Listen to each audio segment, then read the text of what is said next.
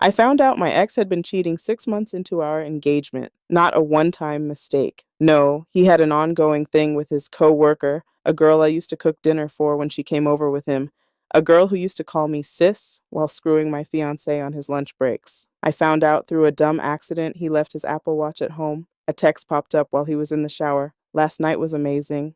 I didn't cry. I didn't scream. I took photos of everything, emailed it to myself, and set the plan in motion. I pretended I didn't know. I played it cool, sweet, loving, like the fool he thought I was. Meanwhile, I made a fake profile. I went all out. I used AI to generate a face, someone gorgeous but real enough to exist.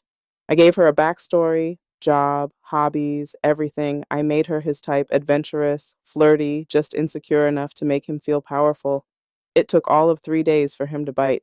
I slid into his DMs, pretending to be someone who'd seen his profile through mutuals. The ego on this man.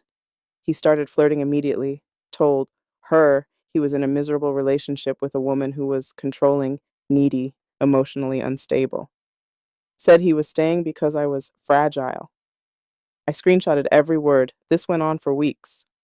We'd talk late into the night. He sent her songs, voice notes, pictures, things he never did for me, his actual fiance. He was planning dates with her, canceling on me, saying he had work stuff. Meanwhile, he was texting my alter ego, saying he wished he could just run away and start over. I kept it going, fed him lines about needing time to trust him. He said all the right things, told her he'd never met someone who just got him like she did, that he could see himself falling for her, that he wanted to get serious. He told her he'd break things off with me after the holidays, that he didn't want to ruin my Christmas. The audacity. So I waited. New Year's Eve, I threw the biggest party. Our friends, his friends, everyone there. I played the doting fiancé. I kissed him at midnight. The next day I told him I was going to my mom's. He said he'd use the weekend to clear his head. Instead, I was setting up the final blow. I printed every conversation, every voice note transcript, every picture. Made a full-color booklet labeled, "To the woman you said you'd leave me for." I left it on our kitchen table. Then I scheduled a FaceTime call for him, from her. He answered, smiling like a schoolboy, and his face dropped. It was me. No filter, no AI, just me, sitting there holding the printout in my lap, watching him realize in real time that he had just poured his soul out to his own fiancée, pretending to be someone else.